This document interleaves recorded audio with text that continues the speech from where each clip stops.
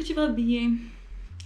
Salut toi, j'espère que tu vas bien. Aujourd'hui on se retrouve dans une nouvelle vidéo pour parler d'un sujet qui je pense touche pas mal de personnes de manière générale, me touche également depuis très longtemps, qui sont les TCA. Les TCA c'est quoi? C'est des troubles du comportement alimentaire, qui soient anorexiques, boulimiques ou les deux. Personnellement j'ai été anorexique il y a 2 ans pendant 1 an. Ça fait depuis l'âge de 8 ans que j'ai des crises de boulimie assez fréquemment. Ça fluctue, hein. C'est souvent entre directement une grosse crise de boulimie et puis après je vais en faire pendant 1 semaine et après je vais plus en faire. C'est quelque chose qui est très contraignant mais qui est aussi très lié avec ce qui se passe dans ma vie en général. Il faut savoir que les TCA c'est lié à 100% à l'émotionnel et aux mémoires, qu'elles soient au niveau tissulaire, au niveau cellulaire ou alors qu'elles soient au niveau des mémoires vives de notre cerveau. Les TCA ça vient de là. Personnellement ça fait depuis l'âge de 8 ans que je suis toujours en train de fluctuer entre la boulimie et la non-boulimie. C'est très pénible, mais il y a 1 an, j'ai découvert et j'ai compris la raison pour laquelle j'avais ces TCA. Ça a commencé à l'âge de 8 ans, pourquoi? Déjà, quand j'étais petite, on a toujours dit qu'il valait mieux me voir à table qu'en photo. J'avais une relation très fusionnelle avec la nourriture, j'ai toujours adoré ça. Ma grand-mère a toujours beaucoup cuisiné et du coup, on a toujours beaucoup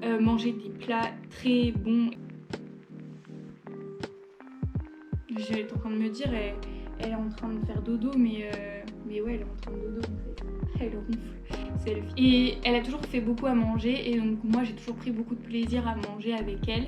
Avant, elle habitait près de chez nous, et ensuite ils ont déménagé, et donc du coup on s'est retrouvés ici à l'âge où j'avais 6 ans. Au début, en fait, on s'entendait tous très bien parce que en fait on travaillait tous beaucoup, etc. Et donc du coup, les temps de repas étaient toujours très rapides, mais en grandissant, on a eu plus de temps pour s'asseoir et manger. On a toujours mangé à table. En grandissant, on a eu plus de désaccords tous ensemble, donc dans ma famille. Comme on allait à l'école le matin, le midi on mangeait à l'école, le soir on rentrait, on prenait notre douche, on faisait nos devoirs et ensuite on mangeait tous ensemble.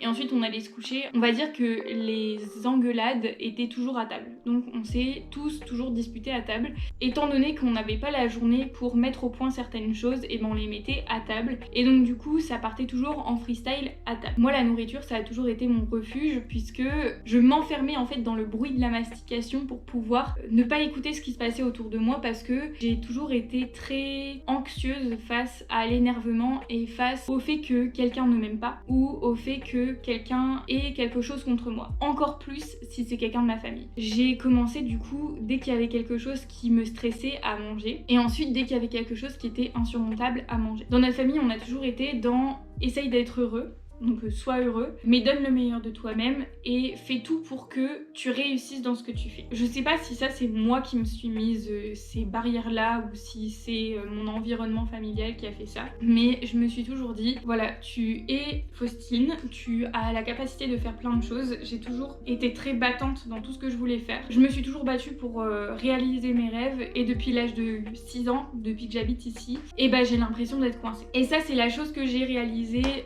il y a 1 an. C'est qu'en fait je fais mes crises de boulimie quand j'ai l'impression d'être coincée, d'avoir quelque chose d'insurmontable et de ne pas être capable de. C'est la chose qui fait que je fais des crises de boulimie. En fait, l'année où je suis partie en Angleterre, j'ai compris qu'il n'y avait pas que ce qui se passait ici qui comptait, et donc du coup j'ai pu prendre mon envol et vraiment comprendre ma façon de penser et essayer de me défaire de la façon de penser des gens qui m'entouraient. Actuellement, ici, on habite avec mes parents dans un endroit qui est assez reculé de la ville. Pour aller quelque part, il faut pouvoir avoir une voiture.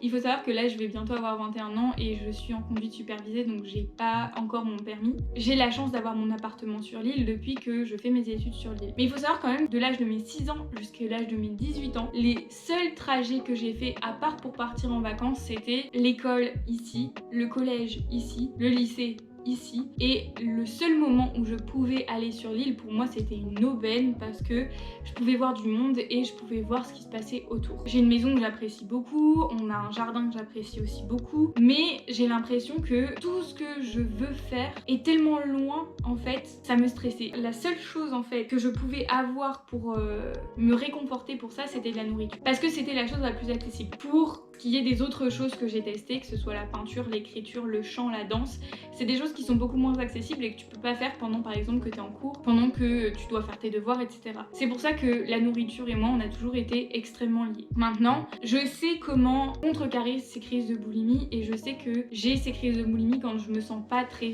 stable émotionnellement. Du coup je me dis faut pas que je mange, du coup je mange pas, mais du coup j'arrête pas de me dire punaise faut pas que je mange, du coup j'ai faim et donc du coup bah je vais manger et là je vais m'enfiler mais des trucs énormes alors que bah clairement j'avais pas faim. Du coup j'ai appris beaucoup de choses pour essayer de contrecarrer ça. Donc comme je l'ai dit, je peins, je fais de l'aquarelle, je vais essayer d'écrire, je cuisine beaucoup. C'est toutes ces choses en fait, toutes ces activités qui m'ont permis de me dire ok Faustine, tu ne manges pas, tu n'en as pas besoin. Et en fait le truc le plus drôle c'est qu'il y a pas très longtemps, donc la semaine dernière, j'étais à l'école pour un projet. Je me suis dit t'arrêtes pas de faire des crises de boulimie et tout, je mange tout le temps.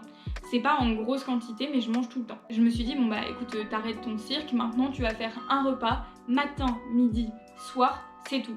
Et donc du coup je me lève le matin à 8h, je fais mon petit déjeuner, je ne prends rien snack pour aller à l'école, je mange le repas du midi et ensuite j'attends le repas du soir vers 19h. Vers 16h, je vous jure, je crevais la dalle, j'avais trop faim et je me disais punaise j'ai trop faim, faut que je mange, faut que je mange, faut que je mange. Et au final, j'ai pris mon sac pour pouvoir partir chez moi et en passant j'allais acheter quelque chose à manger. Et en fait je suis descendue pour aller parler à quelqu'un de mon école et on a discuté pendant un bon moment et en fait je suis rentrée chez moi, il était 19h à peu. Clairement, je n'avais pas faim du tout.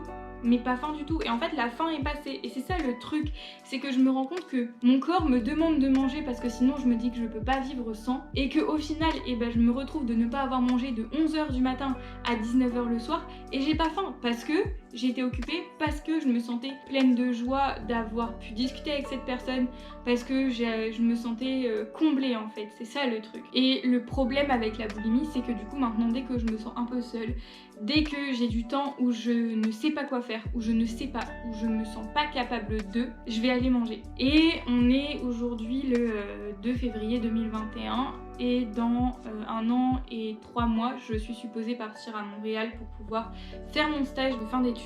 On est en pleine pandémie mondiale. De plus, j'essaye de m'y prendre vachement tôt pour trouver un stage parce que comme ça, je pourrais faire toutes les démarches pour le visa, etc. Je viens de voir au montage que la caméra a lâché à la fin. Donc je voulais juste te dire que juste prends soin de toi, essaye de trouver les choses qui te rendent heureux en dehors de la nourriture. Essaye de dessiner, essaye de peindre, essaye de faire de la méditation, du qigong, du yoga.